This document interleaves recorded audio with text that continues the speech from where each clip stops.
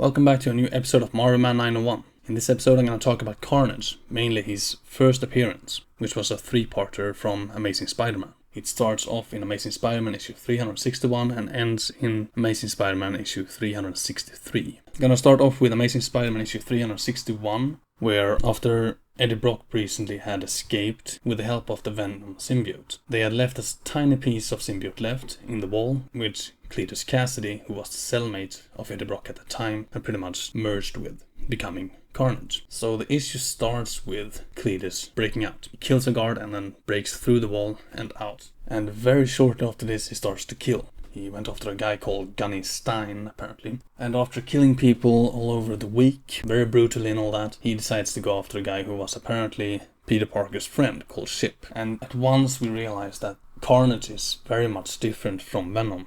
Venom actually had a sense of keeping the innocents at bay, pretty much. However, Carnage is very much into killing people, just because he can. Peter Parker learns this while he's at his Aunt May, and he tries to look into the matter of how Ship had died. When it comes to the crime scene, being in a ventilation chamber just to stay hidden, he learned from a witness that sort of monster had killed Ship, a monster who apparently had some living skin. Naturally, his first thought goes to Venom. Next, he went to Central Park, where he was supposed to meet his wife, Mary Jane, and he explained straight away that Ship is dead. She apparently knew Ship as well, but not as closely as Peter Parker. He also explains that he thinks that the person responsible for this was Venom. He quickly explains, once again, about how the living costume had bonded to him when he was at Battle World, which was during Secret Wars, and that he was extremely powerful and he eventually had to get rid of it, and this kind of changed him. He explains that he managed to get rid of it while he was in a cathedral using the sounds from the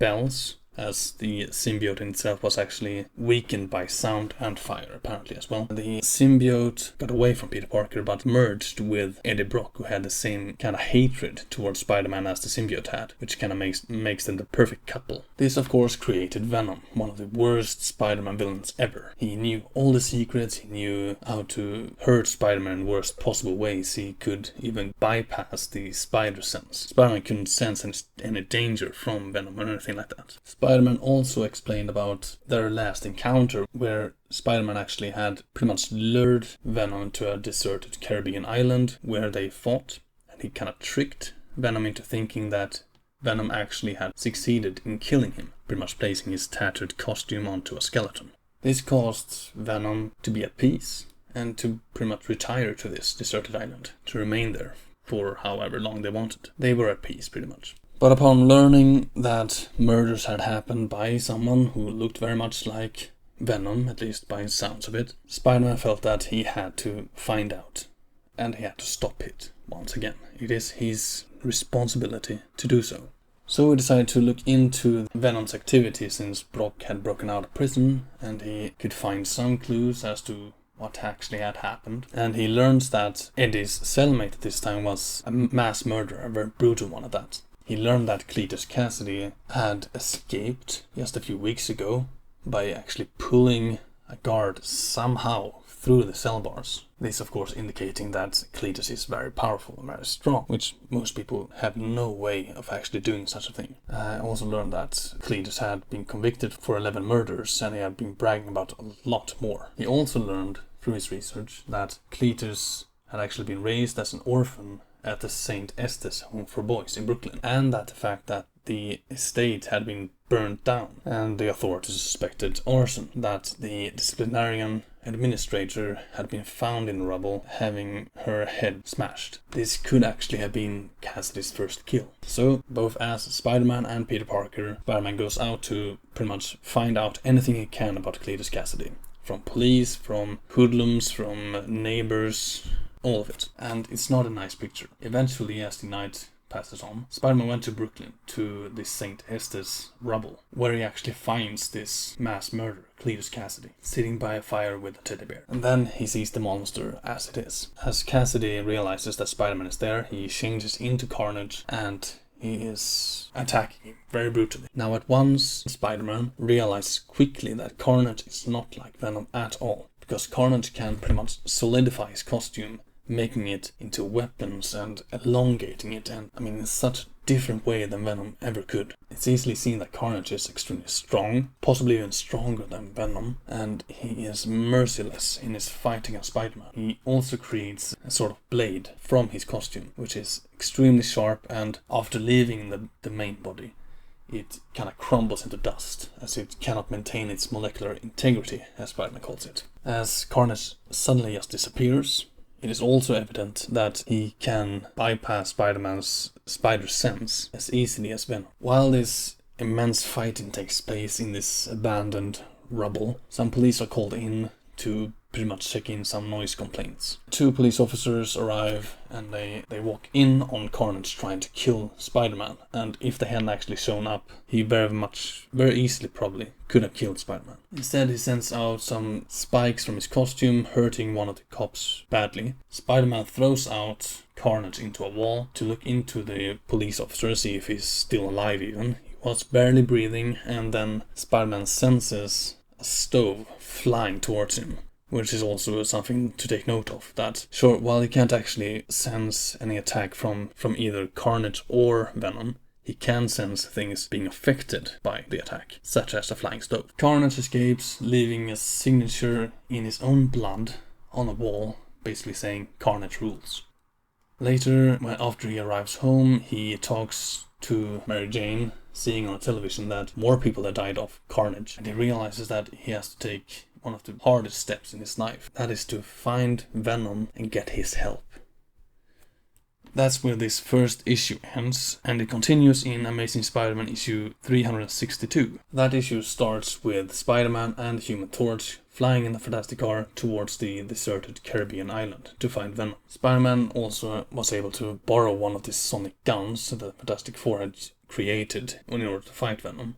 They find Eddie Brock sitting and pretty much chilling on the beach. However, Spider-Man needs to contact him, so he pretty much says, "Hey Eddie," and Eddie Brock reacts, and Venom reacts instantly. He changes into his Venom visage, is hit by the sonic gun, but it doesn't actually stop him, as his rage is just too immense to even bypass this pain. He breaks the gun and beats Spider-Man. The Human Torch flies in, blazing out his flames, pretty much making a circle around Venom. Venom then uses his cleverness by pretty much sending out a piece of the symbiote underneath the sand, splashes sand on Human Torch, and then smothers him in the water. Human Torch used his Nova Flame, which actually can burn underneath water to hurt the symbiote and then pretty much save his own life. Spider-Man tries to lure away Venom from Human Torch in order to save him, and pretty much runs away towards the abandoned mining village that they have fought in earlier. Venom is right behind, being camouflaged, hitting Spider-Man hard, and then pretty much tries to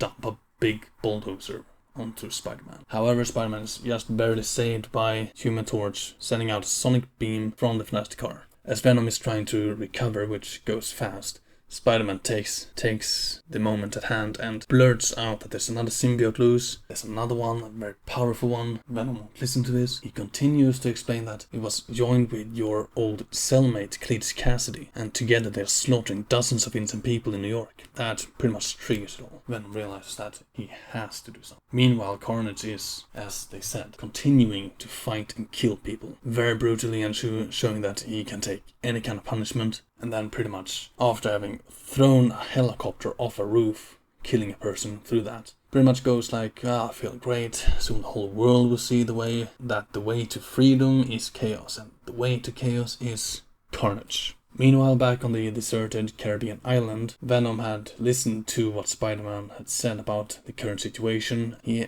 and Eddie Brock had basically consulted with the symbiote, and he explains to the Human Torch and Spider-Man especially, that the symbiotic race, which the other belongs to, they reproduces asexually once per generation. They have no social structure, no such thing as family, and offspring is its own being of no interest to the parent at all. Which is why Eddie Brock never actually learned that the symbiote had actually given birth during their escape from Rikers Island. And apparently, as the alien had gestated in an alien environment, which is Earth, it caused the symbiote to develop unique powers. While that is disturbing, it is even more disturbing that it had merged with a sociopath like Cassidy. And then again he goes on, as he usually does, that they were innocent ones before Spider-Man ruined them, and that they actually regarded innocence as a precious commodity.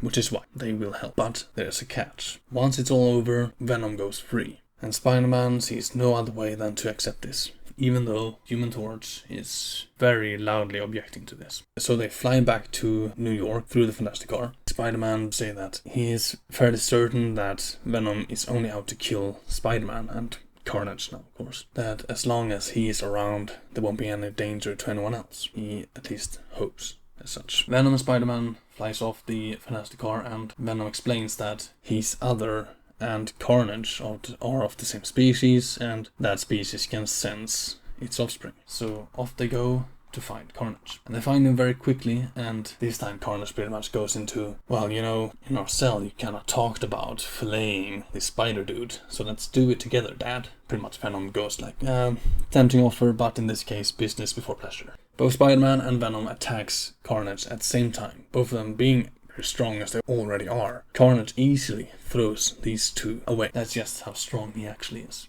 During this fight, one of the neighbors in that complex, she pretty much bangs on the roof saying that keep the noise down, you woke the baby, which causes, of course, Carnage to break open the floor / roof. So he grabs the baby and throws him out of the window. Both Spider-Man and Venom just completely forgets about Carnage and goes out to save the baby. Venom catches the baby and Carnage is gone. Spider-Man naturally goes, well, tell you other to get in gear and find him. I'm gonna track him down. But Venom explains that apparently they had figured out a way to block his sensory probes. He can no longer feel Carnage's presence. However, they find a very clear and obvious clue as to where Carnage might be going next, where he had obviously marked J. Jonah Jameson as his next target. So at the Daily Bugle, Carnage attacks J. Jonah Jameson, which ends this issue, and it continues in Amazing Spider-Man issue 363, which is the last part. So Carnage attacks J. Jonah Jameson, throws him around a bit, really making a scene of it. Some people shows up, among them is Robertson as well, who is the editor or chief editor. Meanwhile, Spider-Man and Venom are swinging as fast as they possibly can to the Daily Bugle. They arrive to find some security and police officers around, as well as Robertson. Spider-Man stops the police from attacking Venom, basically saying that he is with him, that Venom is with Spider-Man, and he has full responsibility over whatever Venom does. Not easy to convince these people that they should pretty much put down the guns, but he does so. They leave to try to find where Carnage is and where J. Jonah Jameson is, which isn't easy, but while they pretty much swing around, Spider-Man goes, tell me more about Cassidy. So Venom pretty much says that he's allowed, he's an uncouth loner. Well, he preferred to lying in his bunk, listening to heavy metal music, very loud, instead of working out with Eddie Brock, which confuses Spider-Man naturally, saying that, well, he never exercised, so how come he seems even stronger than you? Venom replies by saying, perhaps my other spawn took our strength with it, added to Cassidy's own maniacal might, which might very well be the reason as to why he is strong. A scream interrupts the talking, and they jump down onto the street, where they see a woman's legs pretty much standing out of the wall. One of the witnesses say that apparently this red guy carrying an old dude landed on the sidewalk. He pretty much said that gotta keep in practice, and then went eeny, meeny, miny, mo, and then grabbed this woman and pushed her through the marble wall. They didn't know where he went. Venom goes, angry, someone has this known where, and all that. So while Spider-Man pretty much tries to get Venom to take it easy, he sees a poster on the wall, which is for a Headbanger Heaven, obviously metal band of some sort, and which were playing in Madison Square Garden. So naturally, that's where he had to have gone. And Spider-Man is correct, because at the same time, in Madison Square Garden, this heavy metal band is playing, and Carnage shows up with J. Jonah Jameson in tow. He kills one of the staff members there, and then pretty much takes the mic, saying that, hiya kids, I'm Carnage, I kill people. Just like I'm gonna waste this suit over here just to show how easy it is. So he kind of wants to get people to kill to become part of him in a way. All you need is the guts to do it. Are you with me? Most people there in the audience aren't with him because they're basically sane people. But there is a guy who has apparently a knife with him, and he attempts to kill one of the others, just to see the blood. Spider-Man stops it just in time, and Venom grabs a hold of J. Jonah Jameson, but is then attacked by Carnage. And Carnage brutally throws him through the floor down onto the subway beneath. Spider-Man attacks Carnage, who then jumps down, kills a few people, and then runs into the subway. A police officer shows up, sees Venom there instead of Carnage, attempts to shoot Venom, but Spider-Man stops the whole situation right before Venom attacks the police officer, trying to calm the situation down, and then gets them to, both Venom and Spider-Man of course, to go into the subway station to find Carnage once again. They prevent Carnage from continuing his flight, and the fight is on yet again. Carnage once again shows his brutal side, throws out some kind of spikes at them, and then he does this very interesting thing where Venom punches towards Carnage, says that he's older, wiser, more experienced, he's gonna beat him, you know, and Carnage basically replies that, yeah, but I'm nastier, and he lets his symbiote pretty much go into Venom's symbiote, merging with it, and then rips it apart. Spider-Man beats Carnage into the third rail, electrocuting him, letting thousands of volts just run through his body. However, this does not stop Carnage at all, as he's pretty much laughingly says that, oh, you should check the stove, I think I smell something burning, and then runs off again. Which naturally Spider-Man and Venom follows once again, and Spider-Man finds J. Jonah Jameson being captured once again, as apparently Jameson had tried to call the office to tell him about the story. Carnage attacks Spider-Man, Venom attacks Carnage. Both Venom and Carnage are really getting at each other this time. Spider-Man then decides to free Jameson once again, tells him to run the hell away, stop making calls, and just leave. Then he sees the kind of PA system control room of Madison Square Garden and realizes that this might be my chance. So he jumps up there, turns all the volume and sound up to max, and then hits play, and it's working really well though. Carnage is screaming, unraveling, his symbiote is pretty much being torn to pieces, but Venom is caught in it too, and he's afraid he might actually be killing his old nemesis. He says to Venom that he's gonna shut off the speakers before he can hurt him too much, but Venom realizes the younger alien can't be as strong as the adult. He can take it more, give them more, kill Carnage. And he does. The symbiote, Carnage symbiote, is discorporating, it's pretty much disappearing, dying. If you read comics after this, with Carnage and all, you know that he isn't dead here. Apparently the symbiote in itself is part of Cassidy's blood, but that is for another story. So Carnage is completely out.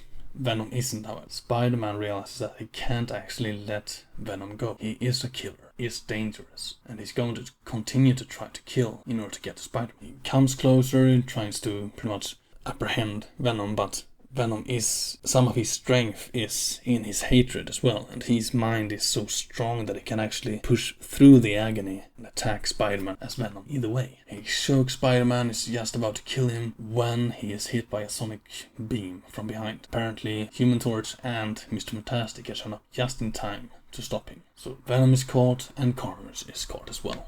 This pretty much ends the story, and honestly this is one of my favorite stories from when I was young. One of the first comics I even read actually. If you have enjoyed this, check out more of my stories, more of my videos, and on Spotify as well. Make sure to subscribe and like and share. So till next time.